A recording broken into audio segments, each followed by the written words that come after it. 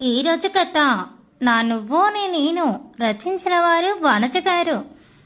అంటే విరాట్ ఈరోజు ఊరికి వెళ్ళిపోతున్నాడు నన్ను వదిలేసి. లేకపోతే నేను ఇంతగా ఎందుకుంటాను? నన్ను కూడా హడావిడి చేయించేవాడే కదా. అంటే పెద్ద ప్లానింగే వేశాడు నన్ను ఇక్కడే వదిలిపెట్టి. ఆయన గారు మాత్రం బెంగళూరు వెళ్ళిపోవాలని. ఓహో, అందుకేనా పొద్దున ఎగ్జామ్ త్వరగా రాసేసి రావచ్చు అన్నాడు. చెప్తా అయ్యగారు బాగుతాం ఏంటో అని అంటూ జ్యూసు ఖాళీ చేసి ఎనర్జీ తెచ్చుకుని మరీ విరాట్ రూమ్లోకి బాణంలా దూసుకెళ్లాను. అటువైపు తిరిగి ఉన్న విరాట్ తన ల్యాప్టాప్ ఇంకా ఏవో ఫైల్స్ సర్దుకుంటూ ఉన్నాడు. విరాట్ అని నేను గట్టిగా అరిచేసరికి వసు కాసేపు డిస్టర్బ్ చేయకు అని చెప్పాడు. డిస్టర్బ్ చేయక అంటే వాట్ డూ యూ మీన్? నువ్వు మాత్రం నన్ను వదిలిపెట్టేసి వెళ్ళిపోవచ్చు. నేను మాత్రం నేను జస్ట్ పిలిస్తే డిస్టర్బ్ చేస్తున్నట్ట? అవన్నీ నాకు సంబంధం లేదు. గమ్మున ఇటు తిరుగు. నీతో మాట్లాడాలని అడ్డదిడ్డంగా విరాట్కి చెప్పాను. దాంతో పిల్లాడు భయపడిపోయినాడు. అనుకుంటే అది నా వెర్రితనమే అవుతుంది. నా ముహూర్తం బాగున్నట్టు ఉంది. అందుకే కూల్గా వెనక్కి తిరిగాడు. సీరియస్గా ఉంటే భయపడేదాన్నే లేదా అరిచేదాన్ని, కానీ అంత కూల్గా చూసేసరికి నాకు కన్నీళ్ళు వచ్చేసి వెళ్ళి విరాట్ని హక్ చేసుకున్నాను. ఎందుకు విరాట్ నన్ను వదిలేసి వెళ్ళిపోతున్నావు అని అడిగాను ఏడుస్తూనే.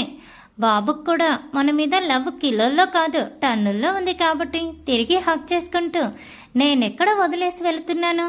అప్పుడప్పుడు వస్తూనే ఉంటాను కదా. ఫస్ట్ నువ్వు నీ స్టడీస్ కంప్లీట్ చేయవచ్చు అని అన్నాడు విరాట్. లేదు, నేను కూడా నీతో ఇప్పుడే బెంగళూరు వచ్చేస్తానని చెప్పాను. వెంటనే లత చెప్పింది కూడా గుర్తు రావడంతో, చూసావా సుదీప్ అన్నయ్య ఉన్నాడు కదా, అతను లతనే అప్పుడే తన ఇంటికి తీసుకెళ్ళి పోతున్నాడంట. ఆయనకి చదువు మరి నీ అంత ఇంపార్టెంట్ ఏం కాదు, జస్ట్ ఎగ్జామ్ టైంలో మాత్రం వచ్చి రాస్తూ ఉండమని పర్మిషన్ ఇచ్చి ఈ రోజు నైట్కి వాళ్ళు కూడా బెంగళూరు వెళ్ళిపోతున్నారంట. అంత లేట్గా పెళ్ళైన వాళ్ళే కలిసి ఉండటానికి వెళ్తుంటే మరి నిన్న కాక మొన్న పెళ్ళైన నువ్వు నన్ను వదిలిపెట్టి వెళ్ళడం కరెక్టేనా విరాట్ అంటూ ఎక్కిలి తీయడానికి దగ్గరికి వచ్చిన ఏడుపును శృతి పెంచి మరీ అడిగాను. దానికి వసు వాళ్ళ సిచ్యువేషన్ వేరు మన సిచ్యువేషన్ వేరు అన్నాడు. విరాట్ ఏంటి వేరు, ఎందుకు వేరు అని విరాట్ని గట్టిగా కొరికేసి అడిగాను. అబ్బా వసు, చెప్పింది విను. నాకు 1 ఇయర్ మొత్తం కంపెనీ ప్రోగ్రెస్ మీద చాలా వర్క్ ఉంది.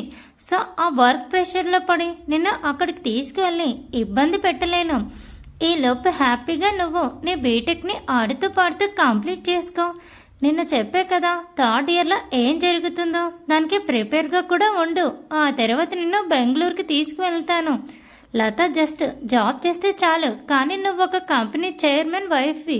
సో నీ నాలెడ్జ్ స్కిల్స్ అన్నీ ఆ విధంగా ఉండాలి. కొంచెం అలా మారుతావని చెప్పి నేను నీ మీద ఇంతగా స్టడీస్ అని ఫోర్స్ చేస్తున్నాను. But I trust you that you can do it అని విరాట్ అనడంతో, ఏమోపో నాకు ఏదో ఒకటి చెప్పి మాయ చేస్తావు.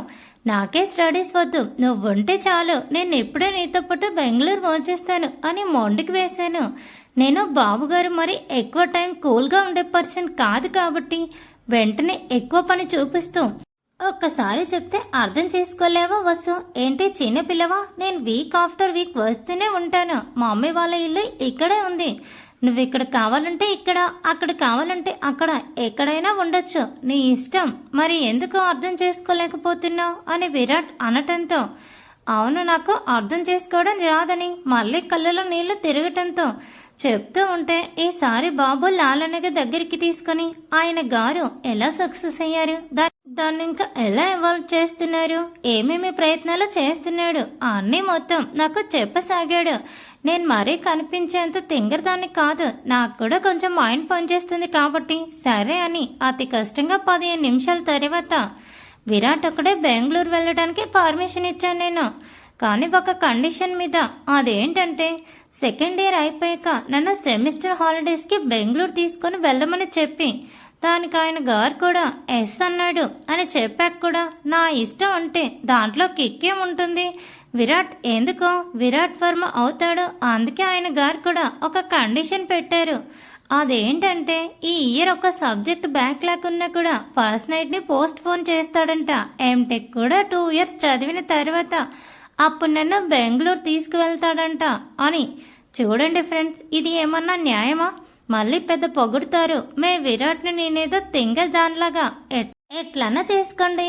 మీరు విరాట్ నేను మాత్రం నా హోమ్ టౌన్లోనే ఉంటూ ఫుడ్ ఎంజాయ్ చేస్తూ నా స్కూటీ వేసుకుని తిరుగుతూ సింగిల్గా ఎంజాయ్ చేస్తాను. అసలే కాలేజీలో మాట్లాడటానికి లేత కూడా లేదు కదా అంటూ మూతి తిప్పుదామనుకున్నా. వద్దు, విరాట్ వెళ్ళేటప్పుడు ఇలాంటి తిక్క చేష్టలు చేయకూడదు అని చెప్పి, ఏమైనా ప్యాక్ చేయనా విరాట్ అని అడిగితే, అవును చాలా ప్యాక్ చేయాలి, మళ్ళీ 2 వీక్స్ వరకు రాను కాబట్టి ఈ 2 వారాలకు సరిపడా హగ్స్ కిస్ నువ్వు ప్యాక్ చేసి పెట్టాలి అంటూ నా వైపు చూస్తూ పెదవులు చప్పరించుకున్నాడు విరాట్. వెనక్కి అడుగులు వేశాను నేను. ఏంటి ఇందాక తెగ మీదికి వచ్చావు, అప్పుడే వెనక్కి వెళ్తున్నావంటూ విరాట్ అడగటంతో, నేనెందుకు నా హగ్స్ ముద్దులు ప్యాక్ చేసి ఇవ్వాలి, నువ్వేమైనా నా కోసం ఉంటానన్నావా అని నేను కాస్త పొగరి యాడ్ చేసి అడగటంతో, నీ హోల్ బాడీ నాదైనప్పుడు నువ్వు వేస్తే ఒకటి నేను తీసుకుంటే ఒకటి అంటూ సెకండ్లో నన్ను దగ్గరికి లాక్కుని నా కౌగిలిలో బంధించేసి అరగంట వరకు బోలెడన్ని కిస్సులు కొట్టేశాడు విరాట్. బొక్కపడిన పెదవిని చూసుకుంటూ బిక్కముఖం వేసిన నేను, ఇప్పుడు నేను కిందికి ఎలా వెళ్ళాలి విరాట్ అని అరుస్తూ చీర చెంగు వస్తున్నా బ్లడ్ ఆపడానికి అడ్డం పెట్టుకున్నాను. That's your problem, not my problem అని చెప్పి తన బ్యాగ్ కూడా తీసుకుని బయటికి రాబోయాడు.